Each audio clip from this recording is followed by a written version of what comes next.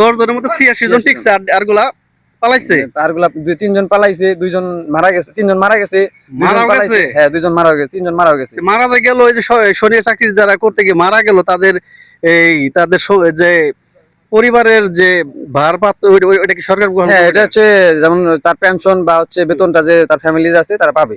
আর সিলেটে আমরা ট্রেনিং করতে যাই।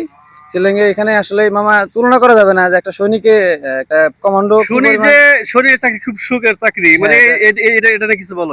এটা মামা আসলে সৈনিকের চাকরিটা সুখের বলা যাবে না, কষ্টের বলা যাবে না। যখন হ্যাঁ। আপনি ফিল করবেন হ্যাঁ। যে এটা দেখা যায় যে মানুষের একটা ভালোবাসা বা হ্যাঁ, যে হ্যাঁ। সম্মানটা এটার দিকে গেলে আপনার হচ্ছে অনেক ভালো লাগে।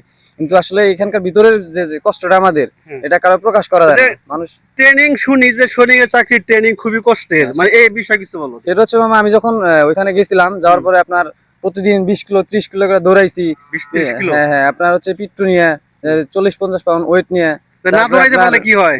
এখানে আপনার না দৌড়াইতে পারলে পিছন থেকে আপনার টাইম বেং করা হয়, প্রচুর পরিমাণ মারা হয়। এটা স্বাভাবিক হচ্ছে আপনার মারলে অটোমেটিকলি আপনারা দেখবেন যে দৌড়াইতেছেন মায়ের ভয়ে।